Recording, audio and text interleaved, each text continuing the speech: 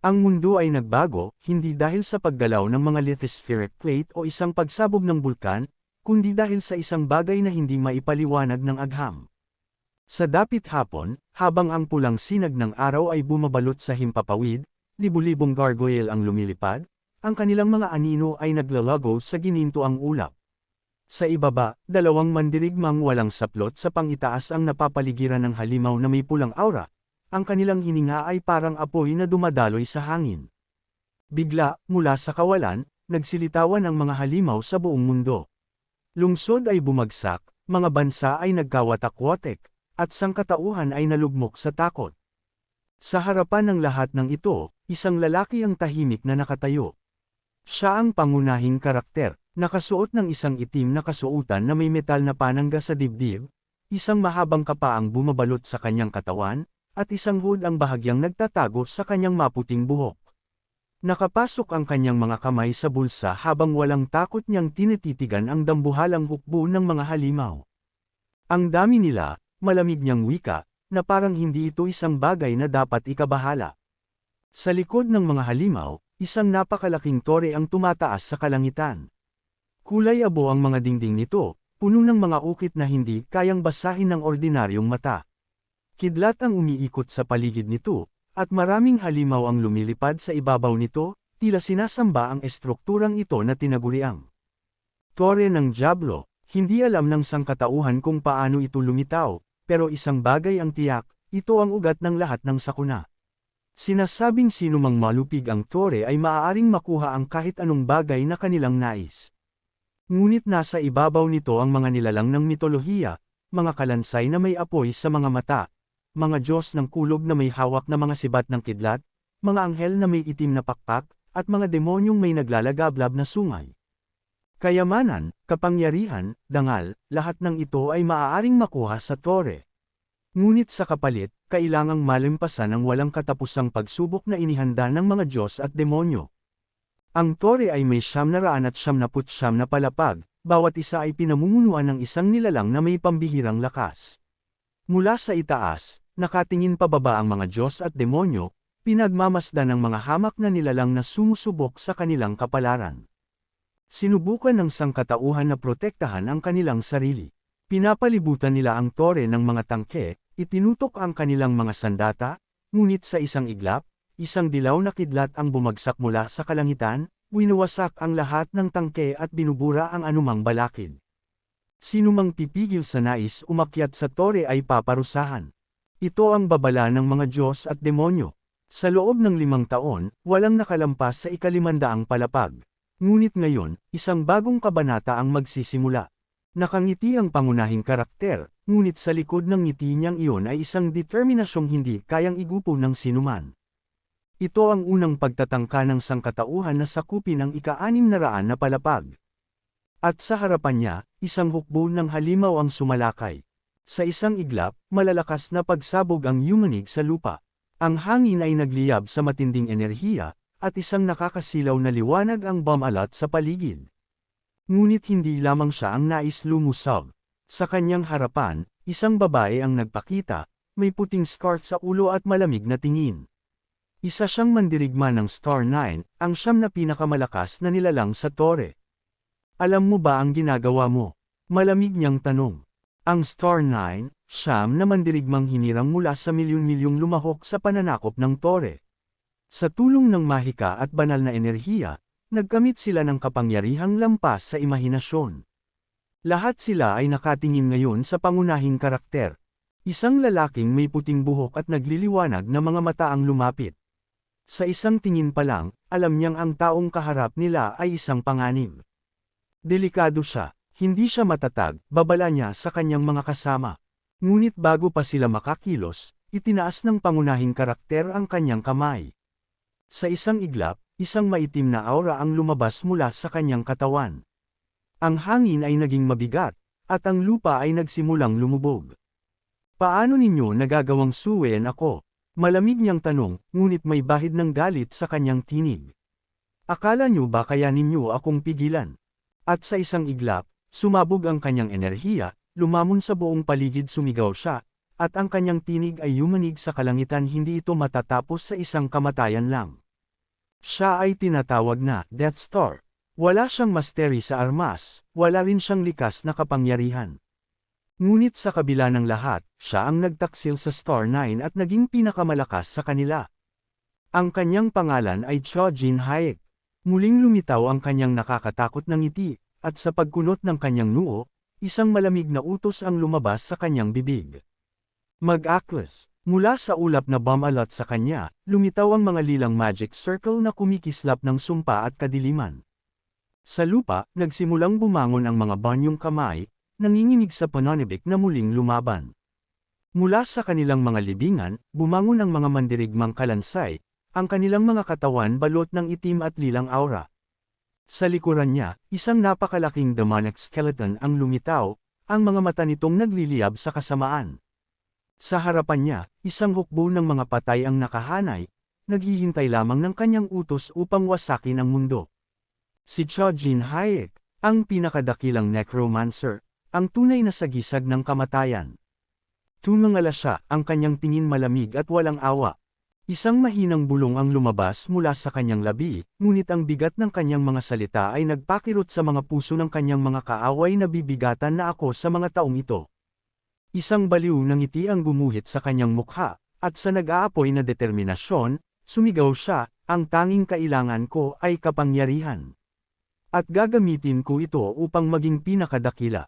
Isang sigaw ng galit ang lumipad mula sa hanay ng Star 9, isa sa kanilang mga miyembro ang nag-akusa, alam kong ipinagkanulo mo ang sangkatauhan. Pinili mong makipagsanib sa isang demonyo. Sa mismong sandaling iyon, isang hukbo ng mga kalansay ang dumagsa patungo sa kanila. Isang lalaking may puting buhok ang bumunot ng isang sinaunang aklat na may ukit na krus at malakas na nagpahayag, wala na tayong ibang pagpipilian, ang traidor ay dapat mamatay. Habang ang hukbo ng mga patay ay lumusab, ang Star 9 ay hindi natinag. Agad silang nakipaglaban, winasak ang mga bangkay na lumalaban sa kanila. Tatlo sa kanila ang lumipad paitaas, at isang asul na bilog ng mahika ang lumitaw sa kalangitan. Mula rito, bumaba ang nagliliyab na mga sinag ng liwanag na dumurog sa kanilang mga kaaway. Ang demonyong kalansay na nakatayo sa likod ni Cho-Jin Hayek ay bumagsak, at sa galit, sumigaw siya, paano nila nagawa ito? Hindi ko sila kayang labanan ng mag-isa. Sa isang iglap, ang kanyang mga dating kasamahan ay sabay-sabay na umatake sa kanya, isinisigaw ang hatol, tanggapin mo ang iyong parusa, taksil ng sangkatauhan. Nagngit-ngit ang pangunahin nating tauhan, mariing kinagat ang kanyang labi habang nakahanda sa huling laban. Isang pilak na sibat ang tumagos sa kanyang tiyan. Ngunit ang katotohanan ay iba sa alamat. Sinabi nilang ipinagkanulo ni Cho-Jin Hayek ang sangkatauhan para sa kapangyarihan, isang kasinungalingang ipinakalat ng mga nagtaksil sa kanya. Sa katunayan, siya ang pinagtaksilan ng Star 9, 8 sa kanila ang nagbenta sa kanya. Ngunit walang sino man ang nagsiwalat ng katotohanan ito sa mundo. 9 na taon ang lumipas. Sa ilalim ng langit na ngayon ay kulay rosas, isang tore ang nababalot ng maitim na usok. Sa isang maliit na silid, tambak ang maruruming pinggan sa lababo, at isang langaw ang marahang lumilipad sa paligid. Sa loob ng madilim at magulong kwarto, isang lalaking nakabalot sa kumot ang gumalaw. Sa paligid niya, naglapa na ang mga langaw, tila sumasalamin sa kabulukan ng kanyang nakaraan. Sa pagitan ng kanyang pagbelang-belang sa higaan, mahina ngunit puno ng puot ang kanyang bulong, babalik ako. Kasabay nito, sumambulat ang kanyang galit. Mabilis siyang bumangon mula sa kanyang pagkakahiga, nagmumura habang iniisip ang Star 9. Itim ang kanyang buhok, suot ang isang simpleng puting t-shirt, ngunit sa ilalim ng kanyang mahinang anyo ay nag-aalab ang isang bagong simula. Habang nakaupo siya sa gilid ng kanyang kama, pinagmasdan niya ang silid na parang ngayon niya lang ito nakita. Bahagyang natigilan, ngunit unti-unting gumuhit ang isang ngiti sa kanyang labi. Mahigpit niyang hinawakan ang kanyang kamao, puno ng tuwa at panibagong pag-asa. Nagtagumpay ako. Ginamit niya ang kanyang pinakamalakas at pinakalihim na kasanayan, soul transfer. Kumunat ang kanyang itim na kilay habang tumingin pababa gamit ang kanyang kulay lilang mga mata. Bago siya mamatay, nagawa niyang ilipat ang kanyang kaluluwa sa ibang katawan. Isang malakas na liwanag ang bomb-alot sa kanyang lumang anyo, at mula rito, inilabas ang isang lilang kaluluwa na pumili ng isang bagong sisidlan, isang katawan na halos kapareho ng dati niyang anyo. Naramdaman niya ang kanyang bagong katawan, ang bawat himaymay, bawat pintig ng puso. Kasabay nito, sumiksik sa kanyang isipan ang isang katotohanang nagpabigat sa kanyang loob. Nasa South Korea pa rin siya. Napakuyom ang kanyang kamao habang unti-unting lumalalim ang kanyang galit. Hinawakan niya ang kumot, pinupuno ng matinding hinanakit ang kanyang dibdib.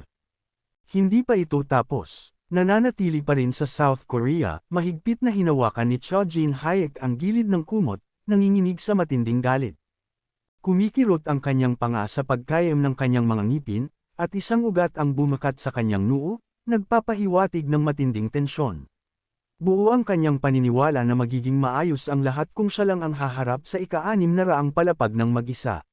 Ngunit inalok siyang tulungan, at sa huli, ipinagkanulo siya. Muling sumariwa sa kanyang isipan ang sandali kung kailan siya samuka ng dugo. Napaluhod siya noon, nilamon ng matinding kirot, habang mga sibat at espada ay nakatarak sa kanyang laman.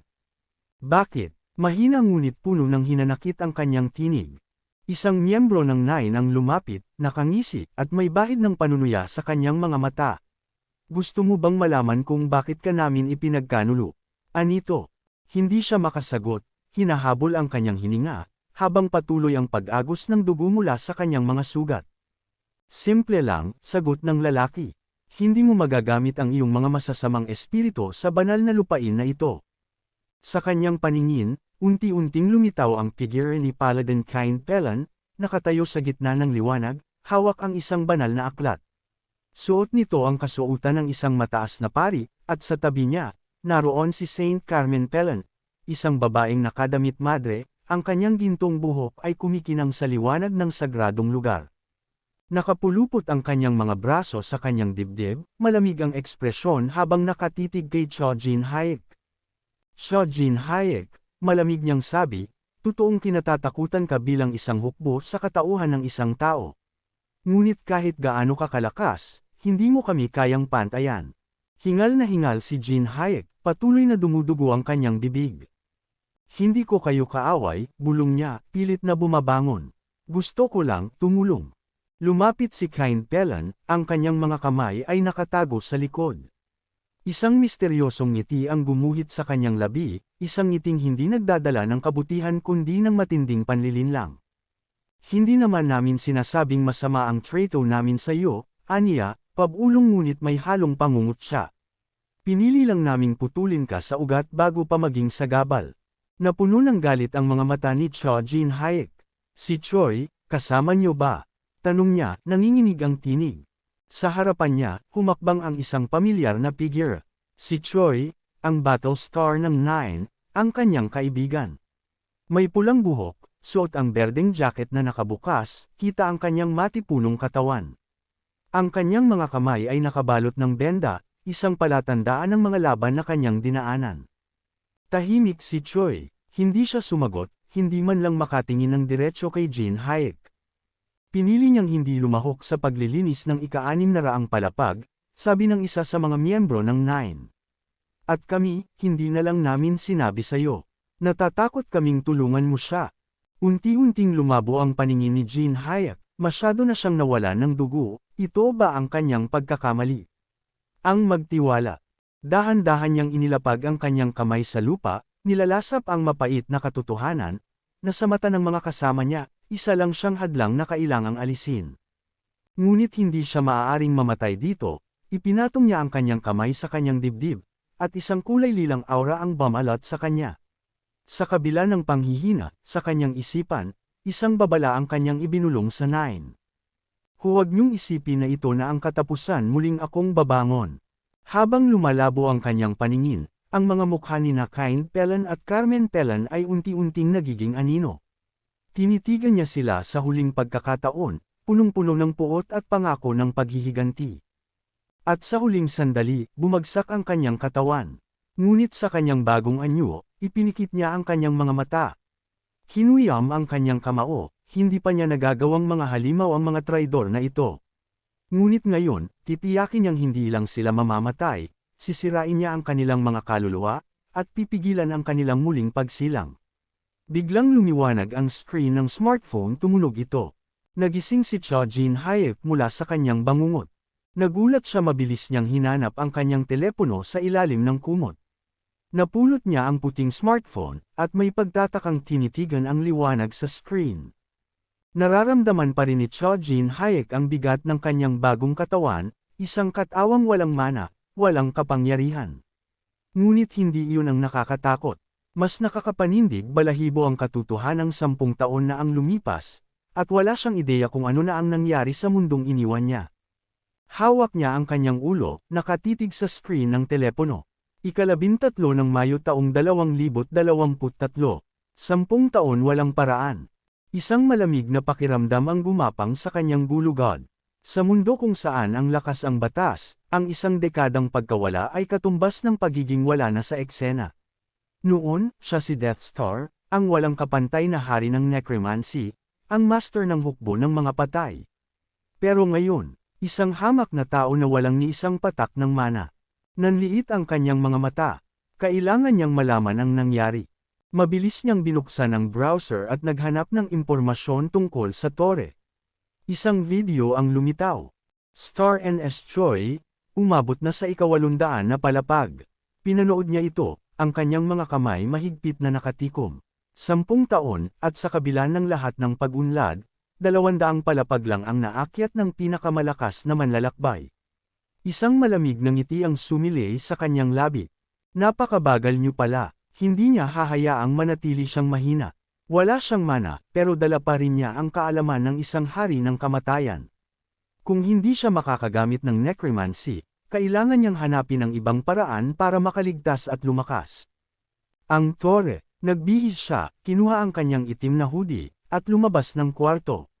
Sa pagdating niya sa pasukan ng tore, sumalubong sa kanya ang tanawin ng isang higanteng istruktura, napakataas na tila humahati sa kalangitan mismo.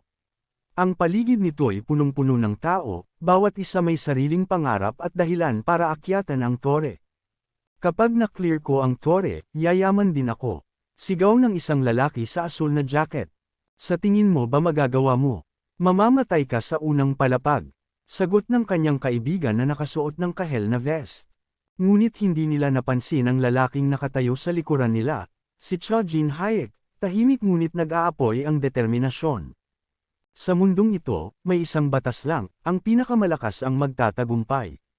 Itinaas niya ang kanyang ulo at tinitigan ang tore. Kung wala akong kapangyarihan, kukuha ako ng bago.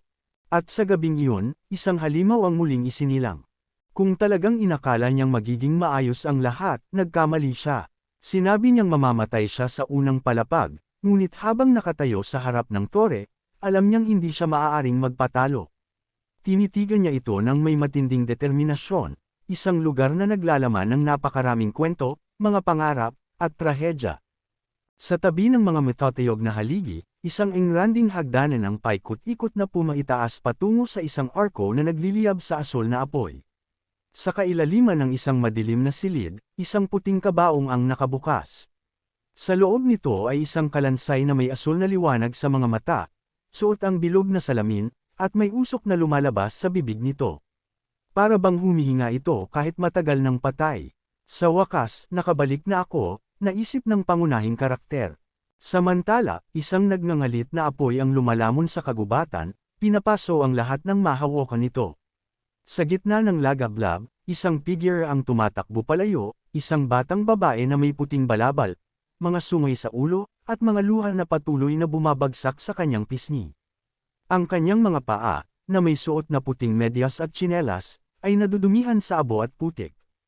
Sa isang marangyang silid na puno ng gintong barya, isang lalaking may blondeng buhok ang naghagis ng isang gintong barya sa ere. Suot niya ang isang puting kamiseta at isang itim na vest. Sa likuran niya, isang bundok ng kayamanan ang nakatambak, at sa kanyang mesa ay isang gintong timangan. Ang kanyang mga mata ay kumikinang sa kasakiman. Sa isang makipot na eskinita sa isang madilim na lungsod, isang maliit na puting sorrow na may 2 buntot ang tahimik na nagmamasid sa paligid. Sa gitna ng lahat ng kaguluhang ito, isang lalaking may itim na sungay ang naglakad ng may kumpiyansa sa gitna ng karamihan. Ang kanyang mahahabang itim na buhok ay bahagyang tinatangay ng hangin, habang ang kanyang pulang mata ay tumingin ng malamig sa paligid. Nakakrus ang kanyang mga braso sa kanyang dibdib, at ang mga tao ay napapatingin sa kanya, hindi makaiwas sa presensyang bumabalot sa kanya. 1 p.m., ang pasukan ng tore. Biglang bumukas ang malalaking pintuan ng tore, at isang asul na portal ang lumitaw. Isang alingawngaw ng sigawan ang pumuno sa paligid. Bukas na ang pinto, huwag kayong magpahuli. Habang ang lahat ay nagmamadaling tumakbo papasok, si Cho Jin Hayek ay tahimik lamang na naglakad. Sa halip na pagmamadali, isang malamig na ngiti ang gumuhit sa kanyang labi. Inalis niya ang kanyang hood, at sa kanyang isip ay isang matinding pangako, matagal kong hinintay ang pagkakataong ito. Ang oras ng paghihiganti ay dumating na. Ang huling mga kalahok ay pumasok na rin sa tore. Ang kanilang mga anino ay unti-unting naglaho bago tuluyang nagsara ang mga pintuan. Sa isang iglap, bumalot ang asul na mga pixel sa paligid ni Cho Jin Hayek, at isang asul na magic circle ang nagningning sa ilalim ng kanyang mga paa. System window activated. Maligayang pagdating, mananakop. Tiningnan niya ito ng walang emosyon, subalit sa loob niya, alam niyang ito ang simula ng isang matagal nang naantalang pagbabalik. 15 taon. System window, framing floor. Bumukas ang kanyang mga mata, at nakita niya ang sarili niyang nakatayo sa isang pabilog na plataporma. Isang mahabang landas ang bumukas sa harapan niya, tila isang tulay patungo sa isang madilim at walang hanggang kawalan. Napabuntong hininga siya, bahagyang nenas. Sa ganitong klaseng katawa-tawang antas ng kahirapan, ilang araw pa bago ako makarating sa dulo. Sa dulo ng pasilyo, walang iba kundi kadiliman. Alam ni Cho Jin Hayek na sa 10 palapag ng tore, ito ang walang kwenta, ayon sa iba. Ngunit sa kanya, ito ay isang simula. System mission, marating ang destinasyon sa kabila ng lahat ng hadlang. Ang mga sugat ay gagaling kapag narating ang destinasyon o bumalik sa panimulang punto. Ibinaba ni Cho Jin Hayek ang tingin at binuksan ang kanyang character window. Isang malamig na pakiramdam ang bumalot sa kanya nang makita ang kanyang mga estadistika. Character stats, klase, wala subklase, wala talento, mana. Mga kakayahan, lakas, 1 karanasan, 1 agilidad, 1 mana, 1. Mga katangian, gluttony, hindi pa natutukoy. Ano to? Kumunot ang kanyang noo. Napakapangit ng stats ko, ngunit isang bagay ang agad na pumukaw sa kanyang pansin, gluttony. Tinitigil ni Cho Jin Hayek ang stats window na may halong pagkalito at pagtataka. Hindi siya makapaniwala, nagbago ang kanyang mga kakayahan at talento, lahat dahil lamang sa pagpapalit ng katawan. Saglit siyang napaisip, ngunit agad din siyang ngumiti ng may kumpiyansa. Pinagdikit niya ang kanyang mga palad, iniunat ang kanyang mga braso paitaas, at huminga ng malalim. Kung ganito ang laro, wala akong balak magpatalo. Sa isang iglap, itinulak niya ang sahig at sumugod pasulong. Napakabilis ng kanyang takbo, animoy isang kidlat na dumaan sa madilim na pasilyo. Ang hangin ay bumalot sa kanya, lumilikha ng alingawngaw ng kanyang bilis. Biglang bumukas ang system window sa harapan niya. System alert, umalis ka na sa panimulang punto. System alert, na-activate ang bitag ng magic arrow. May kumislap sa dilim. Mabilis na kinilabutan si Cho Jin Hayek at umilag. Isang matalim na palaso ang lumipad sa kanyang tagiliran, dumaan sa manipis na agwat sa pagitan ng kanyang katawan at braso. Mukhang seryoso ito, bulong niya sa sarili habang ang kanyang mga mata ay kumikislap sa kasabikan. Ngunit hindi pa tapos ang pagsubok. Muli siyang nakaramdam ng pagbabanto mula sa itaas. Tumilapon siya paarap, umiwas sa bumagsak na mga palaso. Mabilis niyang sinulyapan ang kisame, isa pang bitag ang na-activate. Mukhang pinapaligiran na ako, ani niya, napangisi habang mabilis na nag-iisip ng estratehiya. Nakita niyang nagliliparan ng mga palaso mula sa magkabilang panig. Masyadong mabilis. 1, 2, 3, hindi niya naiwasan ang lahat. Tumama ang ilan sa kanyang mga balikat at braso. Matinding sakit ang bumalot sa kanyang katawan, ngunit hindi siya nagpatinag, hindi ako titigil. Sa kabila ng dumadaloy na dugo mula sa kanyang sugat, ipinagpatuloy niya ang pagtakbo. Itinaas niya ang kanyang ulo at nakita ang mas maraming palasong paparating. Wala siyang ligtas na daan. Sinapo niya ang kanyang mga sugat ngunit hindi siya bumagal. Sa halip, sumugod siya ng mas mabilis, tinitigan ang direksyon sa unahan. Ang kanyang mga mata, kulay ube, ngunit ngayon ay tila nagsisimulang manlabo dahil sa sakit, ay nanatiling nakatutok sa kanyang layunin. Sa isang saglit, yumuko siya at halos bumagsak, ngunit pinilit niyang manatiling nakatayo. Duguan ang kanyang katawan, at bawat hakbang ay nag-iiwan ng pulang bakas sa sahig. Maya-maya, isang system window ang lumutap, system alert, bumalik ka na sa panimulang punto. System alert, lahat ng sugat ay gumaling. Isang berdeng liwanag ang bomb alert sa kanyang katawan. Sa loob ng ilang segundo, nawala ang sakit, at ang kanyang lakas ay bumalik. Napabuntong hininga si Cho Jin Hayek habang dahan-daang tumayo. Hindi pa siya tapos. Tiningnan niya ang dagwang daan sa kanyang likuran at napagtanto niya, hindi siya maaaring sumugod ng walang plano. Kung gusto kong lumakas, kailangan kong mag-isip. Dahan-dahan niyang inilagay ang kanyang mga daliri sa sariling dugo sa sahig. Isang ngiti ang lumitaw sa kanyang labi. Isa sa kanyang pinakamalakas na kakayahan ay gluttony. Dinala niya ang daliri sa kanyang labi at dinilaan ang dugo. Isang kakaibang enerhiya ang bomb alot sa kanyang katawan. Siya ay isang nilalang na sumisipsip at umaangkin ng lahat ng namamatay. Mula sa sahig, nagsimulang lumutang ang bawat patak ng kanyang dugo. Isa-isang bumalik ang mga ito sa kanyang katawan, at kasabay noon, naramdaman niya ang pagtaas ng kanyang lakas. Lumabas ang isang system window. System alert, ginawaran ka ng gantimpala. Lahat ng stats ay tumaas ng isa. Tumaas din ang katanggap-tanggap na karanasan. Napatawa siya ng mahina, inilagay ang kamay sa kanyang baba habang tinitingnan ang stats window. Hindi ko na kailangang hanapin ang settings para alisin ang side effects. Lahat ng kailangan ko, nasa akin na. Biglang isang matalim na kirot ang bumalik sa kanyang balikat, isa pang palaso ang tumama sa kanya. Napatingin siya rito. Isang linggo, bulong niya. Isang linggo lang ang kailangan ko para tapusin ang pagsasanay na ito at maging pinakadakilang mananakop. Ngunit hindi niya lang basta tatapusin ang pagsasanay, lulunukin niya ang sakit, isasagad ang sarili, at lalampasan ang lahat ng limitasyon. At wala siyang balak sumuko.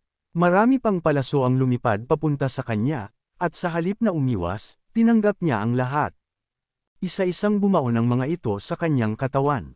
Ang sakit ay halos hindi na niya maramdaman, sa halip, ang kanyang kapangyarihan ay patuloy na lumalakas. Napasubsob siya sa sahig, ang kanyang likuran ay punong-puno ng palaso, ngunit imbes na bumagsak, pinilit niyang bumangon. Dahil alam niya, hanggat may dugo siyang masisipsip, hindi siya kailanman matatalo. Pinagkayam niya ang kanyang kamao at muling tumakbo pasulong. Sa bawat hakbang, ang kanyang katawan ay nasasanay sa sakit. Sa bawat patak ng dugo, ang kanyang gluttony ay lumalakas. At habang lumilipas ang mga araw, walang iba kundi ang kanyang determinasyon ang nagpapatuloy sa kanya. Isang buwan ang lumipas, pawisan si Cho Jin Hayek, nakabuka ang kanyang bibig habang humihingal. Ang buong katawan niya ay tinadtad ng mga palaso, at ang kanyang kasuotan ay halos napunit sa matinding pagsubok na kanyang pinagdaanan. Sa harapan niya, isang pangwakas na portal ang lumitaw, kumikislap sa isang mahiwagang liwanag. Kasabay nito, bumukas ang isang system window. System alert, binabati kita. Natapos mo na ang pagsasanay. Sa isang iglap, isang berdeng hilang aura ang bomb alert sa kanyang katawan. Ang mga sugat niya ay mabilis na nagsara, at ang sakit na bomb alert sa kanya sa loob ng isang buwan ay biglang naglaho. Tumikim siya, tumingin sa paligid, at napabuntong hininga. Isang buong buwan siyang nagpagaw sa antas na ito, at ngayon, natapos na niya ito. Ngunit bago pa siya makapagpahinga, isang panibagong system window ang lumitaw. System alert, maraming mga Diyos at demonyo ang interesado sa iyo. Saglit siyang natigilan. Naramdaman niya ang isang biglaang presensya sa kanyang likuran. Isang maalab na init ang lumaganap sa paligid, at sa sumunod na segundo, isang nag-aapoy na anino ang bomb alert sa espasyo. Mula sa kawalan, bumagsak ang mga imahe ng iba't ibang Diyos at demonyo sa kalangitan, nakatingin pababa sa kanya. Ang kanilang mga mata ay puno ng kasakiman, pagtataka, at pagkasuklem.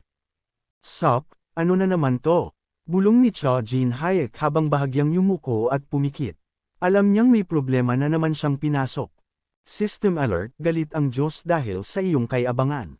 Isang mabigat na enerhiya ang bumagsak sa paligid niya.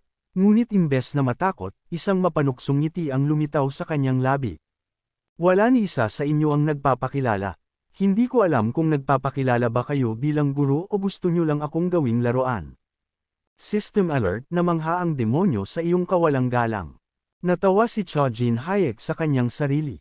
Ano bang aasahan niya? Mga Diyos at demonyo na naghahanap ng isang tulad niya. Mula sa kawalan, isang kakaibang system window ang lumitaw, kulay pula at nanginginig na parang may buhay. System alert, mukhang nakangiti ang demonyo. Bumukas ang isang bagong window, at sa pagkakataong ito, isang tinig ang lumabas mula rito. Kumusta ka, Cho-Jin Hayek? Napakunot ang kanyang noo. Mula sa pulang window, lumitaw ang pangalan ng isang pamilyar na halimaw, Baal. Biglang nanlaki ang kanyang mga mata. Ikaw na naman si Baal, ang pinuno ng kasamaan, ang dahilan kung bakit siya napunta sa kalagayang ito. Ang demonyong ito ang nagbigay sa kanya ng kakayahang lumipat ng kaluluwa. Isang mainit na halakhak ang bumalot sa paligid. Mukhang nagustuhan mo ang aking regalo, Jin Hayek, ani Baal. Ang kanyang malademonyong boses ay puno ng panunukso. Mula sa paligid, dumagsa ang mas maraming system windows. System alert, interesado sa iyo ang Diyos. System alert, interesado sa iyo ang demonyo. Napatigil si Cho-Jin Hayek, tumingin sa pulang window, at itinuro ito ng may galit. Baal, dahil sa iyo kaya ako naaakit ng mga to. System alert, humihingi ng paumanhin ang pinuno ng kasamaan. Pinakalma siya ni Baal, ngunit mas lalong nena si Cho-Jin Hayek. Sino ka ba talaga? Tanong ng isang Diyos ng kidlat mula sa isa pang system window. Sumagot naman ang isa pang presensya, si Tika, isang makapangyarihang nilalang, na biglang naghayag ng kanyang pagmamahal kay Cho-Jin Hayek. Sa sobrang dami ng mga system windows na lumilitaw, napapikit si Cho-Jin Hayek sa pagkainis. Pitang ina, hindi ba pwedeng tumahimik muna kayong lahat? Asterisk sigaw niya. Lumingalinga siya sa paligid, tinitingnan ang mga presensya sa itaas niya, saka isinubsob ang kanyang mukha sa kanyang kamay, kung iniisip niyo kung sino ang pipiliin ko. Bumantong hininga siya, pagkatapos ay tumangala muli. Maaari niyo akong panuurin, pero kung gusto niyong patuloy akong sundan, tumahimik na lang kayo at huwag ng manggulo. System alert, nasaktan ang pinuno ng kasamaan. Ngumiti si Cho-Jin Hayek ng mapanukso. Baal, kung pipili ako ng isa sa inyo, siguradong hindi ikaw yon.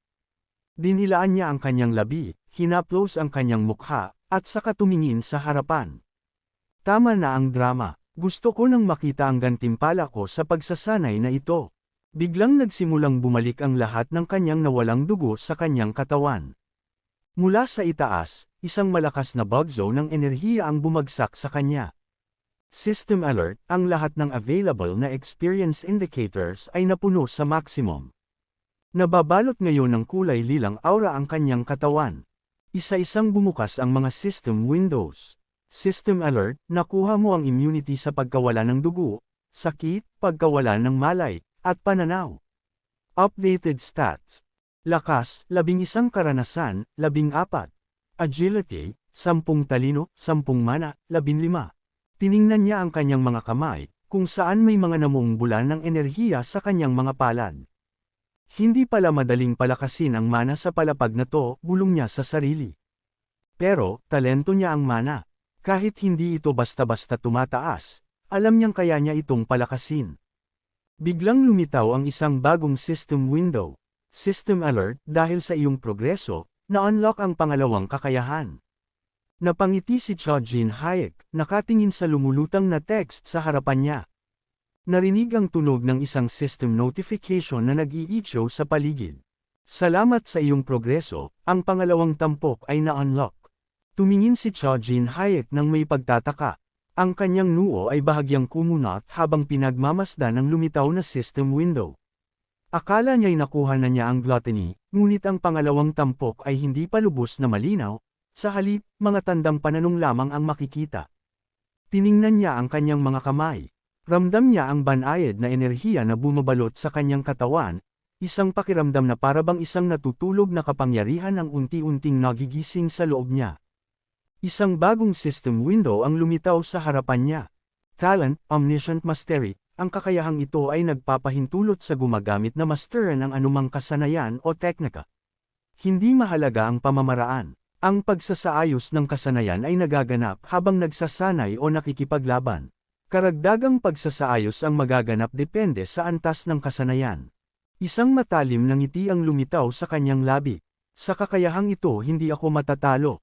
Sa unang pagkakataon, isang titulo ang lumitaw sa kanyang harapan, isang pangalang kailanman ay hindi niya nakuha noon.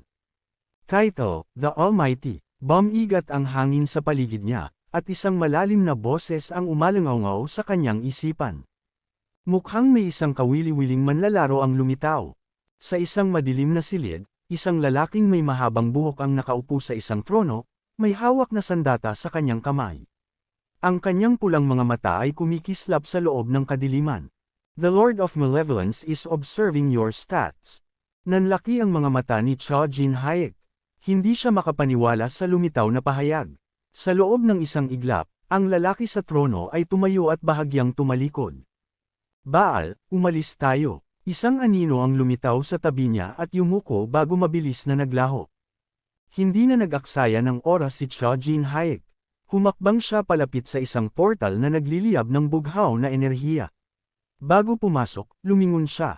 Magpapatuloy na ako. Isang malakas na ihip ng hangin ang lumabas mula sa portal, pinapagpag ang kanyang buhok at sweatshirt. Sumunod si Baal sa kanya, tahimik ngunit alerto. Training chamber. Pagdating niya sa kabilang panig, agad siyang sinalubong ng isang malawak na silid na may kulay kayumangging mga pader. Nakakalat sa paligid ang iba't ibang uri ng sandata, mga espada, palakol, halberd, at iba pa. Sunod-sunod na lumitaw ang mga system windows. Maaari mong piliin ang sandata at klase na pinakaangkop sa iyo. Kapag nakapagdesisyon ka na, sirain ang sahig upang makapasok sa unang palapag ng tore. Naglakad siya sa gitna ng silid, pinagmamasdan ng iba't ibang armas. Sa kanyang nakaraang buhay, pinili niyang maging magician noong natuklasan niya ang tungkol sa mana. Subalit ngayon, tila may bumabagabag sa kanya. Huminto ang kanyang tingin sa isang tungkod ng salamangkero. Hinawakan niya ito, ngunit hindi niya maramdaman ang parehong sigla na dati niyang nararamdaman sa mahika. Pagkatapos, hinawakan niya ang isang kahoy na pana. Sa sandaling madama niya ang bigat nito sa kanyang mga kamay, isang ideya ang pumasok sa kanyang isipan. Bakit hindi ko noon nakita ang tunay na potensyal ng pagiging maraming gamit? Pinagmasdan niya ang pana at nag-utos sa system gumawa ng mga target. 3 target ang lumitaw sa kanyang harapan. Mabilis niyang ikinasa ang 3 palaso, hinayla ang bagting, at pinakawalan ang mga ito ng sunod-sunod. Tumama ang lahat ng ito sa gitna ng mga target. Lumuhad siya sa isang tuhod at muling nag-utos, gumawa ng mas maraming target. Sa pagkakataong ito, nais kong lumaban din sila. Isang warning window ang lumitaw. Hindi ka pa pumipili ng klase. Ang mga target ay maaaring maging mapanganib. Ngumiti si Cha Jin Hayek. Wala akong pakialam. Biglang lumitaw ang mga robot na may mga target sa kanilang mga mukha at dibdib. Ang mga setting ay binago. Ang mga target ay maaari nang umatake sa manlalaro. Nagsimula ang labanan. Sumugod ang mga robot, ngunit tumalon siya sa gilid, mabilis na nagpapakawala ng 3 palaso. 3 matalim na tunog ang umalangaw, lahat ng palaso ay tumama sa ulo ng mga robot. Ngunit hindi pa natapos ang labanan. Sa gilid ng kanyang paningin, nakita niya ang natitirang mga robot na paparating, handang umatake. Ngunit bago pa man sila makalapit, nahati sa 2 ang mga robot mula sa kanilang baywang. May hawak siyang isang napakalaking espada sa isang kamay at isang sibat sa kabila. Ipinikit niya ang kanyang mga mata sa loob ng isang iglap, nararamdaman ang flow ng labanan. Pagdilat niya, tumindig siya sa gitna ng silid, nakangiti. System, dagdagan pa natin ang hamon. Isang bagong system window ang lumitaw. Lumilikha ng mas malalakas na kalaban. Sa isang kisap mata, lumitaw ang mas malalaking robot na may makapal na baluti. Ngunit hindi pa doon nagtatapos. Isang matalim na anino ang lumitaw sa likod niya.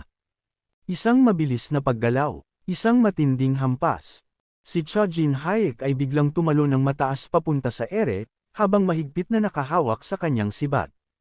Sa isang malakas na hampas, diretsyong tumama ang dulo ng sandata sa ulo ng higanteng robot, nag-iwan ng malalim na bitik sa metal na bungo nito.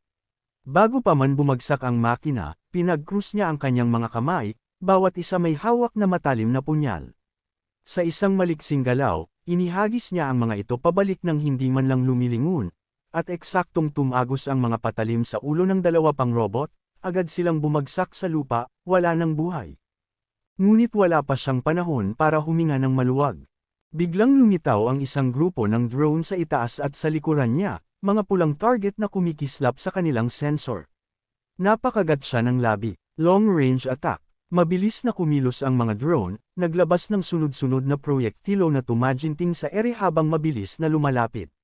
Sa huling segundo, gamulong siya sa lupa, naiwasan ang karamihan sa mga bala, ngunit naramdaman niya ang bahagyang init ng isang laser na dumaan sa kanyang balikat. Isang system window ang lumitaw sa harap niya, ang teksto nito malamig at walang pakiramdam. Pansin, ang pinakamalalakas na target na maaaring mabuo sa antas na ito ay nalikha. Mabilis na tumayo si Cho-Jin Hayek, pinupunasan ang dugong damaloy mula sa isang maliit na sugat sa kanyang pisngi.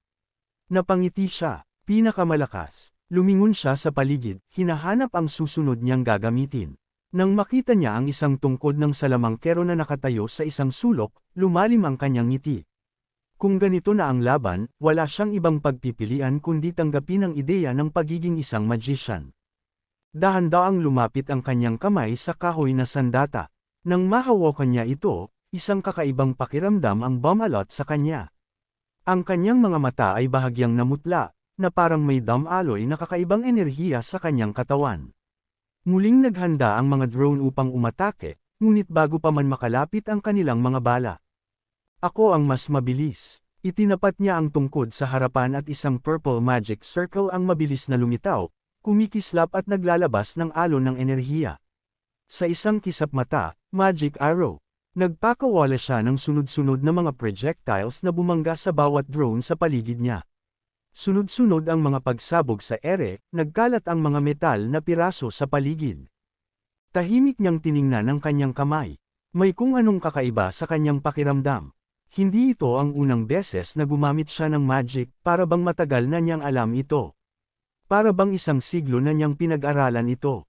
Bago pa niya maproseso ang nararamdaman, isang bagong system window ang lumitaw. Achievement Unlocked. Gumamit ng kahit isang sandata mula sa bawat kategorya sa training room habang nananatiling omnipotent. Gantimpala, multi-class unlock. Attack points dagdag 5,000. Bahagyang umatras si Cho-Jin Hayek, hindi makapaniwala. Multi-class. Halos hindi siya makapaniwala sa sarili niyang mga mata. Alam niyang bihira lang ang nakakakuha ng ganitong pagkakataon. Ngunit bago pa siya makapagdesisyon, isa pang window ang lumitaw. Gusto mo bang piliin ang multi-class bilang iyong klase? Pakiusap tandaan, hindi mo na ito maaaring piliin kapag iniwan mo ang silid na ito. Napatingin siya sa system window, sinuri ang mga posibilidad. Multi-class. Bagamat nakakaakit ang ideya, hindi niya nais na mawala ang kanyang pangunahing kalamangan. Kaya't iminungkahi niyang gawin itong isang subclass upang mapanatili ang kanyang orihinal na estilo ng paglaban. Ngunit sumagot ang sistema, malamig at tiyak, hindi ito posible. Nanlaki ang kanyang mga mata. Bakit? Lumabas muli ang sagot ng sistema, ang mga subclass ay magiging available lamang pagkatapos ng ika-100 na palapag. Isa pang window ang lumitaw, ipinapakita ang isang imahe ng isang misteryosong kastilyo. Sa ibaba nito, nakaukit ang mga salitang, kinakailangang malimpasan ang ika-100 na palapag upang ma-unlock. Napamura siya sa sarili. Nakalimutan ko ito. Kung hindi siya pipili ng klase ngayon, hindi siya makakaalis sa training room na ito. Pinag-aralan niya ang system window sa harap niya. Hindi niya gustong sumugal ng hindi sigurado. Nag-isip siya ng mabilis. May isang bagay siyang hindi pa nasusubukan. Sa malamig at seryosong tono, tinanong niya ang sistema, maaari ko bang gamitin ang aking achievement points upang i-unlock ang isang subclass? Saglit na katahimikan, para bang sinusuri ng sistema ang kanyang tanong. At pagkatapos, lumabas ang isang pulang system window. Mas mahigit achievement, Ruler of Evil. Nakipag-usap sa pinakamalakas na demonyo. Achievement points, dagdag 200. Kasabay nito, lumitaw ang isang serye ng mga kumikislap na puso sa tabi ng pulang bintana. Mula sa kawalan, isang malalim at mapanuksong boses ang umalangaw, ang tinig ng Ruler of Evil. Maganda ba ang ginawa ko? Tanong nito, puno ng casual na kasamaan. Nandidiri si Cho Jin Hayek. Walang pag-aalinlangan, sinabihan niya itong huwag nang ulitin. Aray naman, nasaktan ako sa sinabi mo. Sagot ng Ruler of Evil, kunwaring nasaktan pero halatang nag-e-enjoy sa kanyang reaksyon. Isang bagong system prompt ang lumitaw. Mas mahigit gamitin ang achievement points upang i-unlock ang isang subclass. Yes, no. Hindi niya ito pinansin. Sa halip, diretsyong sinagot ang sistema kung ano ang gusto niya. Biglang lumaganap ang nakakapasong pulang aura sa paligid ng kanyang katawan. Kumislap ang hangin sa enerhiyang bumalot sa kanya, at isang bagong system window ang lumitaw sa ibabaw ng kanyang ulo. Mas mahigit no class subclass multi-class. Ang espasyo mismo ay tila ng ineg sa kanyang harapan. Ililipat ka na sa unang palapag ng tower matapos ang pagkasira ng training room. Itinaas ni Cho Jin Hayek ang kanyang tungkod. Saglit na nagdilim ang paligid bago kumidlat ang langit, nagbuga ng purong enerhiya sa kanyang katawan. Ngumiti siya ng malawak, puno ng kasabikan. Panahon na para sa paghihiganti. Ipinukpok niya ang tungkod sa sahig. Isang malakas na shockwave ang pumailan lang, winasak ang paligid at halos pabagsakin ang sistema ng tower. Unang palapag, Coral Forest. Ang hangin ay malamig, puno ng kaina-hinalang katahimikan. Isang madilim at siksik na kagubatan ang bumungad sa kanya. Ang mga anino ng naglalakihang puno ay lumilikha ng hindi maipaliwanag na pangamba. Sa itaas, tanging ang manipis na buwan ang nagbibigay liwanag. Sa pagitan ng mga puno, kumikilos ang isang grupo ng mga nilalang, mga kulay rosas na kobold na may matutulis na pangil. Puno ng pagnanasa sa dugo, unti-unting lumalapit ang mga ito sa kanilang mga biktima. Isang lalaki ang gumagapang sa lupa, may bakal na baluti sa katawan, pasa ng isang babae sa kanyang likuran. Nanginginig ang kanyang katawan sa takot. Ang kanyang kaibigan, may hawak na mga patalim, ay desperadong humihingal. Paano tayo aakyat sa tuktok ng tower kung dito pa lang ay hirap na tayo? Tanong nito, desperado. Isang nakakatakot na alulong ang pumuno sa hangin. Mula sa kadiliman, isang kobold na may hawak na espada ang tumalon pababa, diretso sa kanila. Hindi, namutla ang lalaking may maitim na buhok. Sa matinding takot, napasigaw siya. Ngunit bago pa lumapat ang kobold sa lupa, isang bagay ang bumagsak mula sa kalangitan. Isang bitik na parang basag na salamin ang lumitaw sa himpapawid. Mula rito, bumuka ang isang portal, naglalabas ng nakakasilaw na pulang liwanag. Mula sa portal, lumitaw si Cho Jin Hayek, nakangiti, puno ng nakakatakot na kasabikan.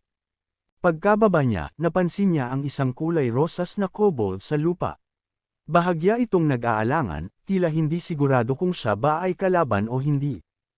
Hindi siya nagdalawang isip. Sa isang iglap, isang nakakatakot na ngiti ang lumitaw sa kanyang mukha. Kumislap ang kanyang mga mata na parang naglalagablab na apoy. Bago pa makagalaw ang kobold, binaon niya ang kanyang paa sa ulo nito, dinudurog ito hanggang sa ang laman at dugo nito ay nagkalat sa damuhan. Isang maitim na usok ang lumabas mula sa katawan ng patay na nilalang. Tumahimik ang buong kagubatan. Ang ibang mga kobold, na nooy puno ng kasiguruhan, ay natigilan. Nagkaroon ng ilang segundo ng katahimikan bago lumabas ang nagngangalit nilang mga pangil. Nag-umpisang umungol ang grupo, mas naging agresibo kaysa kanina. Ngunit hindi natinag si Cho Jin Hayek, tinatong niya ang kanyang tungkod sa kanyang balikat, nakatitig sa kanila na para bang pinaglalaroan lamang sila, teka lang, bulong niya, puno ng kasabikan. Dinaanan niya ang kanyang dila sa kanyang mga ngipin bago muling ngumiti. Isang malamig na kislap ang sumalamin sa kanyang mga mata. Ilan kaya ang makukuha ko kung kakainin ko silang lahat? Sa likuran niya, nanginginig ang dalawang tao habang pinagmamasdan ang eksena. Ang lalaking may dalang babae sa kanyang likuran ay hindi makapaniwala. Ano to, bulong niya, hindi makapaniwala sa kanyang nakikita, isang kobold, tinapos sa isang sipa lang. Tiningnan niya ang tungkod ni Cho Jin Hayek at inisip niyang isa itong salamangkero, ngunit paano nito natalo ang isang kobold sa isang sipa lang? Lumapit ang lalaking may hawak na mga patalim at sinabing hindi niya alam kung sino ang lalaking ito, ngunit inalok niya itong lumaban silang magkasama. Hindi man lang lumingon si Cho Jin-hak at malamig na sinabing lumayo siya. Nagulat ang lalaki at ang kanyang kaibigan sa kanyang sagot. Lumingon siya sa kanila at nagbanta na kung may isa man sa kanila ang sumubok na humawak sa kanya, mamamatay sila. Dahil sa takot, nagsimulang manginig ang dalawang lalaki. Agad silang tumalikod at tumakbo palayo. Samantala, nakatingin ang mga kobold kay Cho Jin-hak at naghanda para sa pag-atake. Nagbago ang ekspresyon sa kanyang mukha at tinanong niya kung gusto nilang ipaghiganti ang kanilang patay na kasama. Sunod-sunod na sumugod ang mga kobold papunta sa kanya. Hinampas niya ng kanyang baston ang unang kobold sa ulo, ibinaon ito sa lupa, at nagsimulang damyugo ang halimaw. Itinaas ng lalaki ang kanyang ulo at ngumiti, saka tinanong kung ano ang ginagawa nila, susugod ba sila. Ang natitirang kobold ay natakot at tumalikod, pagkatapos ay nagsimulang tumakbo palayo. Itinaas ni Cho Jin-hak ang kanyang baston, kumikislap sa pulang enerhiya, at pinaputukan ang mga kobold na nagtatangkang tumakas. Tingin niyo ba, papayagan ko kayong makatakas? Sa isang iglap, isang nakakasilaw na liwanag ang lumabas mula sa dulo ng kanyang baston. Isang pulang proyektilo ang bumaybay sa hangin, lumilikha ng nakakabinging pagsabog ng tamaan ang likuran ng mga kobold. Napuno ng usok at abo ang paligid, at ang natitirang mga halimaw ay nagsimulang sumigaw sa takot. Ngunit para kay Cho Jin-hak, ito ay isa lamang simula. Nilapitan niya ang bangkay ng pinakabagong niyang biktima, at isang malamig na ngiti ang gumuhit sa kanyang labi. Oras na para lumakas pa, bulong niya. Itinaas niya ang kanyang kamay, at mula rito ay lumabas ang isang hindi likas na enerhiya. Sa isang iglap, nagsimulang lumiyab sa kulay rosas na apoy ang katawan ng kobold. Hindi ito normal na apoy, ito ay apoy ng gluttony skill. Dahan-daang sinipsip ni Cho Jin-hak ang nagliliyab na katawan gamit ang kanyang nakabukang bibig. Ang init ay hindi niya alintana. Sa halip, naramdaman niya ang matamis na lasa ng kapangyarihan na dumadaloy sa kanyang katawan. Nilunok niya ang lahat, gumalaw ang kanyang Adam's apple, at ang kanyang mga mata ay biglang kumislap sa matingkad na pula. Ang kanyang balintataw ay lumiit, nagmistulang mata ng isang mabangis na hayop. Nakuha niya ang lakas ng kanyang kaaway, at ngayon, naiintindihan na niya ang wika ng mga kobold. System Information Window. Pangalan, Cho Jin-hak klase, wala subklase, multi-class talento, manalakas, 21 karanasan, 19 na bilis, 20 talino, 25 mana, 31. Nagulat siya nang makita ang kanyang bagong stats. Ang kanyang antas ay nasa level na ng isang mandirigma sa ika-10 palapag. Sa kanyang harapan, lumitaw ang berdeng class icons at nagsimulang mag-adjust ang kanyang klase. Bilang isang multi-class, natatanggap niya ang benepisyo ng bawat klase. Isang napakalaking kalamangan. Lumawak ang kanyang mga mata habang patuloy ang pagbabago sa kanyang katawan. At dumagsa ang mga alaala ng kanyang biktima. Isang hindi pamilyar na mundo ang bumungad sa kanyang isipan, mga kuweba na puno ng kobold, isang grupo ng mga bihag, isang babaeng may dalang bata na nagmamakaawa sa isang madilim na sulok. At higit sa lahat, isang anino sa ibabaw ng isang piramide. Malakas, mapanganib, isang nilalang na hindi pangkaraniwang kobold. Isang kobold lord, mas malaki ito kaysa sa karaniwang kobold, ang katawan nito ay nababalutan ng isang maruming kapa, at ang pulang mata nito ay kumikinang sa dilim. Ang presensya nito ay nakakapagdala ng takot, hindi lamang sa mga bihag, kundi pati na rin sa mismong mga kobold. Subalit sa halip na matakot, isang nakakabaliw na sigla ang bumalot kay Cho Jin-hak. Sakto ang timing, bulong niya, isang mapanuksong ngiti ang lumitaw sa kanyang labi. Biglang dumagundong ang lupa, mula sa kawalan, isang bughaw na portal ang bumukas sa harapan niya. Ang Monster Master ay isang tagapaghatid ng Monstrous Wave. At sa loob ng portal na iyon, isang malakas na nilalang ang lumitaw, ang Kobold Lord, kasama ang kanyang mga alagad. Ang madilim na silhouette ng halimaw ay umangat mula sa asul na liwanag ng portal. Sa isang iglap, ang kanyang pulang mata ay damilat, puno ng matinding puot at kasakiman. Sa halip na umatras, ngumiti lamang si Cho Jin-hak, isang ngiting nagpapakita ng matatalas niyang ngipin, puno ng kumpiyansa at paghamon. Sa kabila ng kaguluhan sa paligid, isang naglalagablab na damdamin ang bumangon sa kanyang puso.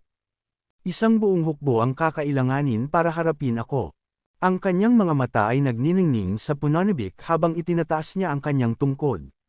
Isang malamig, nakapangangilabot na enerhiya ang bumalot sa kanya. Biglang lumutang sa hangin ang mga bangkay ng mga kobold, na para bang hinihigop ng isang hindi nakikitang puwersa.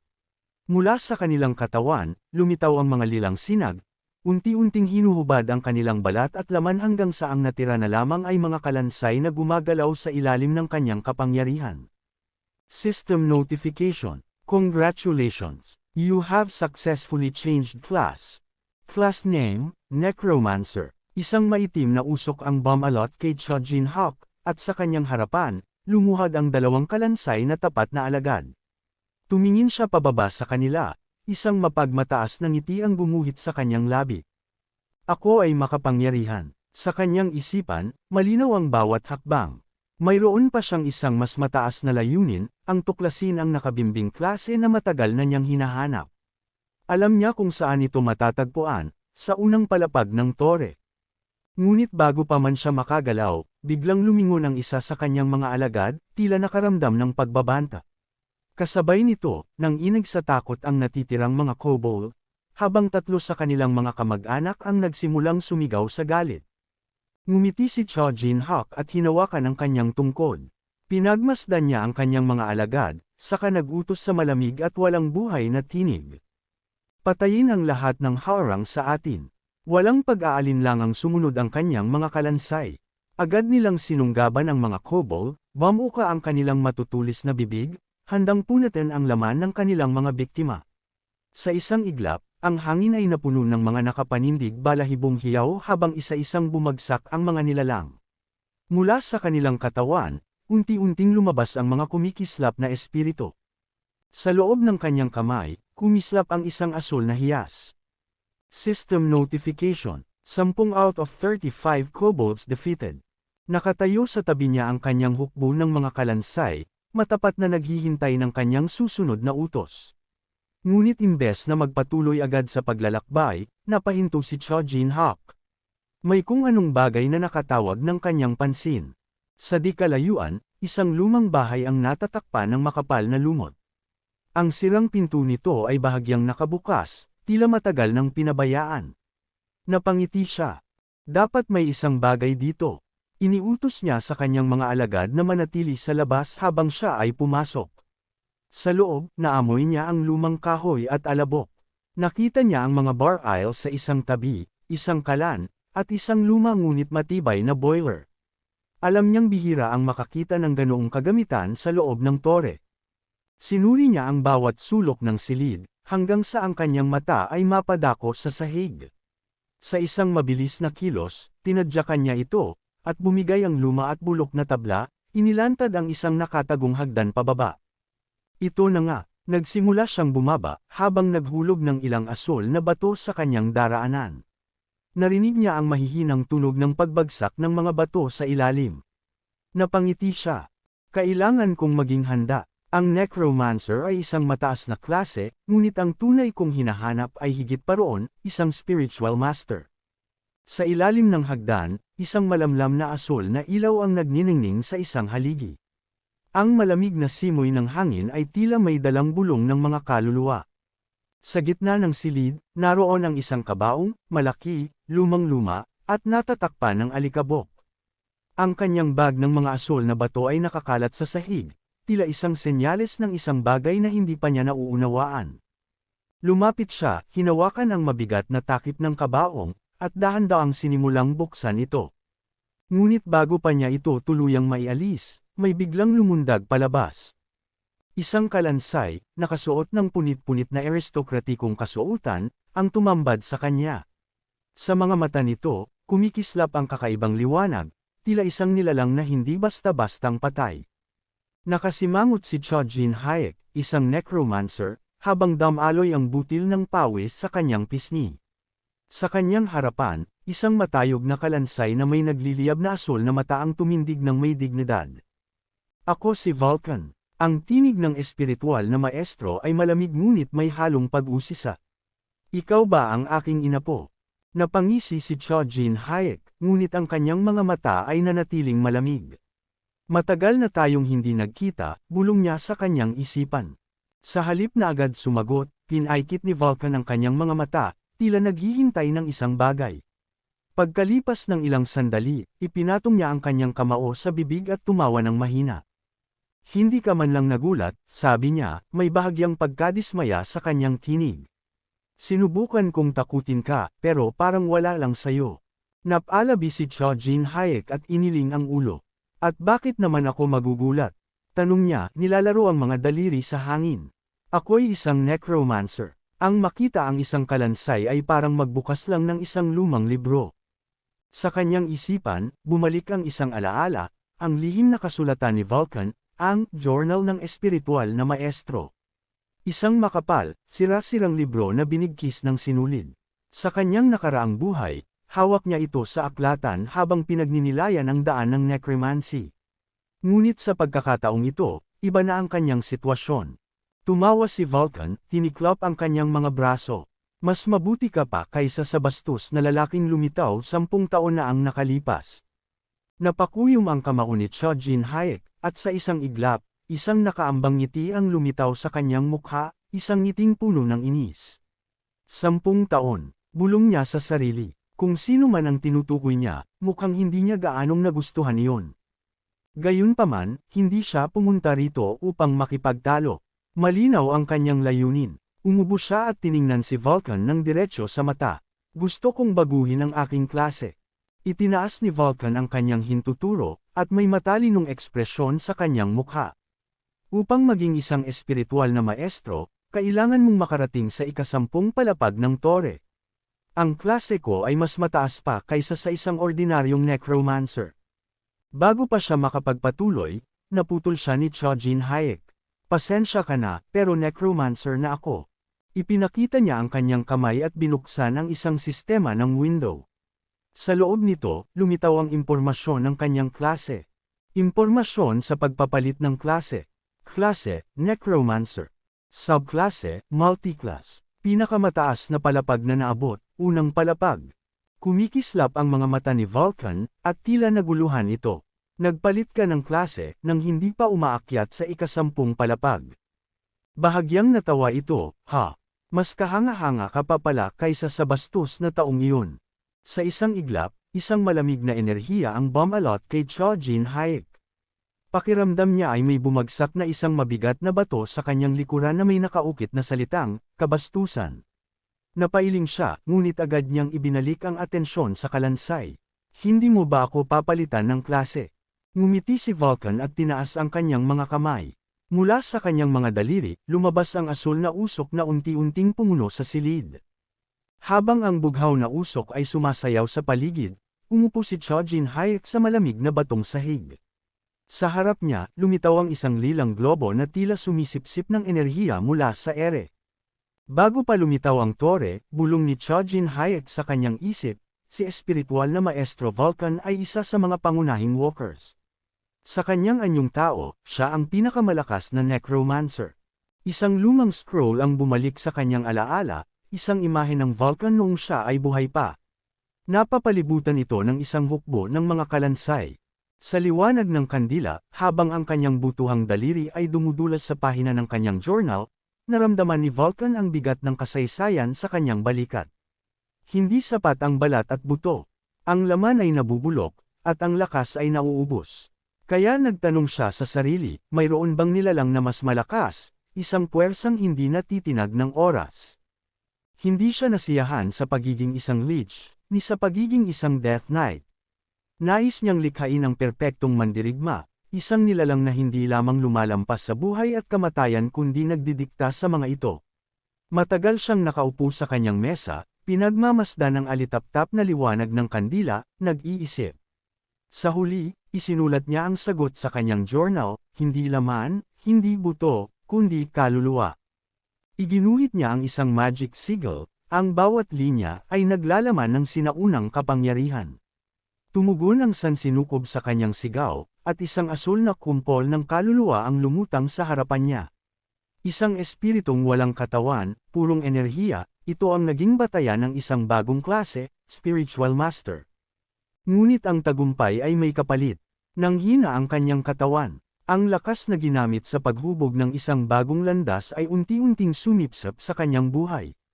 Sa ilalim ng kanyang kumot, naramdaman niya ang malamig na bisig ng kamatayan. Ngunit hindi pa tapos ang kanyang kwento. Sa kanyang uling sandali bilang tao, iginiit niya ang kanyang kapangyarihan. Itinaas niya ang kanyang kamay, gumuhit ng isang magic circle na nagliliwanag sa kanyang kwarto. Ang kanyang boses ay nag-echo sa hangin habang binibigkas niya ang huling orasayon. Ang necromancy ay hindi lamang para sa pagbangon ng patay, kundi para sa pagbabalik ng sariling kaluluwa. Sa isang iglap, ang kanyang katawan ay bumagsak, ngunit ang kanyang mga mata ay muling nagbukas. Ang kanyang balat ay nawala, ang kanyang laman ay natunaw, at ang natira ay isang kalansay, isang undead spiritual master. Ngunit sa kabila ng kanyang anyo, patuloy siyang nagsulat sa kanyang journal, umaasang may susunod sa kanyang yapak. At dumating na ang itinakda ng tadhana, Chojin Hayek. Habang nakaharap siya sa binata, lumutang ang isang globo ng enerhiya sa kanyang dibdib, unti-unting sumisipsip ng kapangyarihan. Napanganga si Vulcan, hindi makapaniwala. Sa harapan niya ay isang halimaw na hindi niya inaasahan. Isang nilalang na may kakayahang lampasan ang kanyang sariling katha. Tinitigan niya si Chojin Hayek at marahang sinabi, "Ikaw ang pangatlong spiritual master." Tahimik na inilagay ni Chojin Hayek ang kanyang kamay sa kanyang dibdib. Alam niyang hawak na niya ang vessel of the soul, ang susi sa tunay na kapangyarihan. Hindi na niya kailangan ng paliwanag. Ngumiti siya, ngunit hindi ito ngiti ng pasasalamat, kundi ng isang mandaragit na nakahanap ng kanyang biktima. Sa isang iglap, ang hangin ay naging mabigat. Naramdaman ni Vulcan ang malamig na puwersang bumabalot sa kanya. "Ano ang balak mo?" tanong niya, bakas ang kaba sa kanyang boses. Ngunit patuloy lamang lumapit si Chojin Hayek, walang iniintindi sa kanyang tanong. Biglang bumuka ang isang itim na puwang sa kanyang dibdib, isang puwersang sumisipsip ng mga espiritu. Nagpumiglas ang mga masasamang espiritu sa paligid ni Vulcan, tila tinatawag pabalik sa isang mas mataas na kapangyarihan. Umatras si Vulcan, nanginginig. "Hindi mo naiintindihan. Ang kapangyarihang ito ay para ipagmalaki ang pangalan ko." Ngunit lumapit si Chojin Hayek, inilagay ang kanyang mga kamay sa kanyang bulsa at tumingin ng diretso sa kanyang walang laman na mata. "Kung gusto mo ng kadakilaan, bakit hindi mo gawin ito ng ikaw mismo?"